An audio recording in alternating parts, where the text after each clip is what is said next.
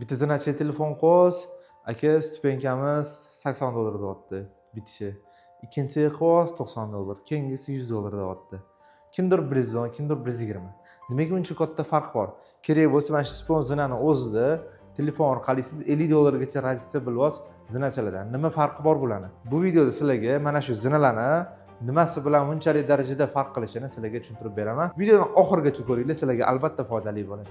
O'zi shponzorlarning stupenkasini o'zini eng kamida 4 xil formatda ishlab chiqarsa bo'ladi. Birinchini hozir sizlarga sanab beraman. Birinchisi ko'rishingiz mumkin.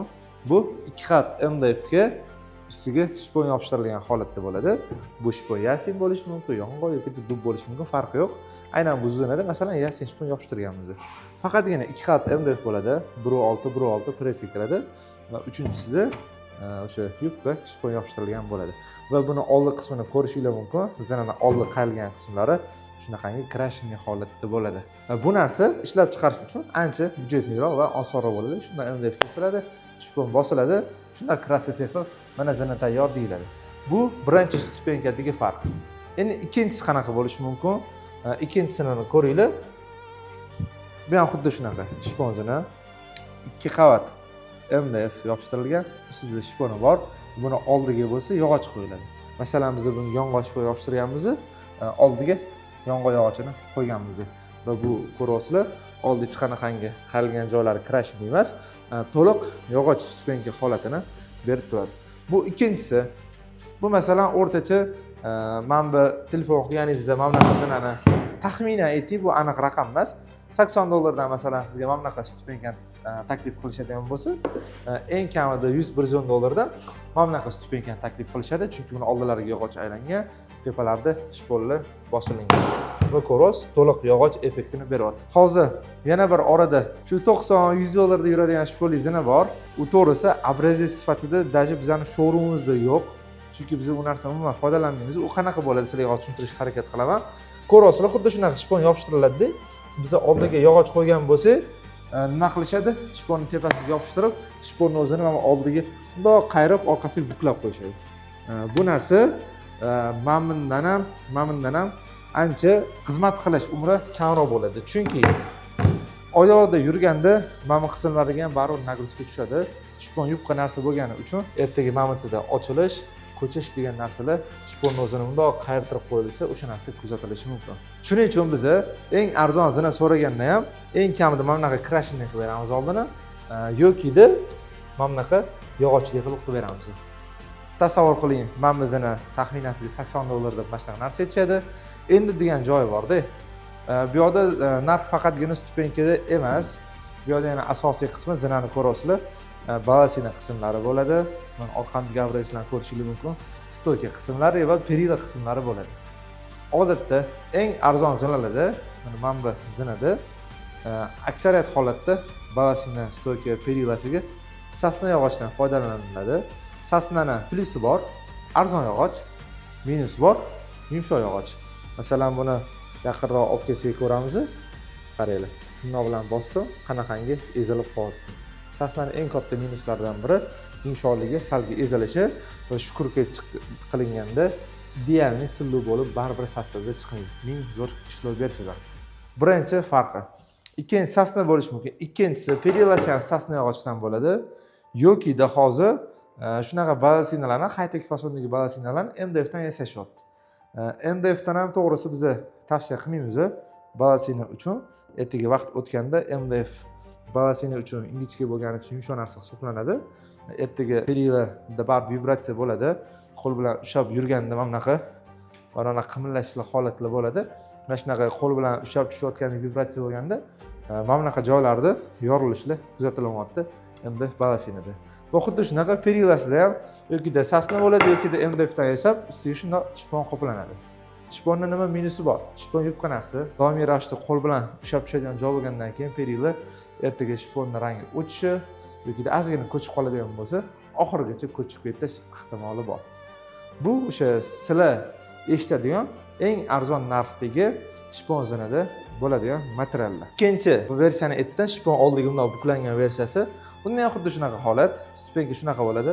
Balasina perilalar yoki-da sasnadan yoki-da MDFdan ishlanadi. Endi 3-versiya bor. Bu shpon zinalarning ichida eng yaxshilaridan biri edi. Nimaga edi deyotganim hozir ko'rasizlar. Masalan, bizni mijozlarimizga shpon zinalarni oldin qanaqa taqdim qilardik? 2 xat MDF, oldida yog'och bor. To'liq yog'och effektda bo'lar edi va biz bu tarifdagi masalan zinalarimizga ko'p holatda yokida yong'oq yokida qarag'ochdan ishlatardik. Mana bu narsa yong'oq bazasini deyiladi. Nima farqi bor? Ko'rishingiz mumkin. Bir xil fason. Uzoqdan ko'rgan odam buni farqiga deyarli bormaydi, lekin o'sha aytganimdek bu sasni yumshoq yog'och, yong'oq bo'lsa qattiq yog'och. Mana bu narsani sizlar og'izdan ham his qilasizlar va shkurkadan idealniy silliq chiqadi va qo'l bilan bossa ham ko'rasizlar, umuman ezilmaydi va perila qismi ham juda ham baquvvat, qimirlamaydigan darajada chiqadi. Mana bu narsa materialni sal o'ynash ehtimoli bor perilani. Masalan, oldi reykali stupenkali zinalarda qimmatroq narx aytishadigan bo'lsa agar oldi reykali bo'lishi kerak yokida ba'zi zinalari yaxshi qimmat yog'ochlardan foydalangan bo'lishi kerak. Ya'ni narxlar shunga qarab o'zgaradi. Masalan, mana $80 eshitdingiz, oldiga shpon qayrilganini $90-100 eshitdingiz. Masalan, mana bunaqalarni eng kamida $110-120 dan sotiladi bozorda. Eng kamida arzonida eshitgan zinalar. Endi hozirgi kunda bizani Romowood kompaniyamiz mijozlariga qanaqa shpon zina taqdim qilyapti? Ko'rishingiz mumkin. O'zi ajralib ham turibdi. Stupenkamiz qalinligi naqd 4 sm. Oldida yog'och bor. Yog'ochlarni ham ko'rishingiz mumkin. Qalin qilib 4 sm qalinlikda yong'oq yog'och qo'yilgan. Buni ustiga xuddi shunaqa shpondan bosilingan va buni tagida 3 qavat MDF bo'ladi. 1.6, 1.6, 1.8. Va buni umumiy qalinligi stupenkani 4 sm qalinlikda chiqadi. Juda ham og'ir. Ko'tarishimiz ham qiyin. Va buni videoni ko'rishingiz mumkin qanaqangi darajada bo'lishini. To'g'risi, hozir manba zina poyalari oldida mana bu narsa juda ham bag'atli, hashamatli yuz beryapti. Va to'g'risi mana bu narsani ushlab, yengilligini ko'rib, ichkaligini ko'rib, buni oldida bu o'yinchoq bo'lib ko'rinyapti o'zimizning ko'zimizdagi. Va masalan, siz eshitadigan masalan eng qimmat shpoli zinalarda aynan mana shunaqa formatda biz ishlaymiz va 2026-yil yanvar, fevral holatiga ko'ra hozirgi mana shu shpon zinalarimizning bitta pog'onasi $135 dan chiqyapti. Nimaga? Bu shunaqangi qalin bo'lganiga, oldida yog'och bo'lganiga va buni biz shunaqangi yong'oq yoki agar mana bu yerda dub shpon yoki yasin shpon qiladigan bo'lsangiz, tanlaydigan bo'lsangiz, qarag'och yog'ochlardan qo'yib beryapmiz va bu sizni uyingizda juda ham hashamatli bo'ladi. Xizmat qilish muddati ham manbalarga nisbatan ancha yuqori bo'ladi. Oldilarida yog'och bo'lib, juda ham sizga chiroyli vid beradi. Mana o'zingizlar ko'rdinglar, shpon zina deganda kimdir arzon narx beryapti, kimdir qimmat narx beryapti. Buni farqi prosta narxida emas. Qaysi zinachi xohlagan narxini qo'yib sotmaydi. Bozor degan narsa bor, raqobat bor.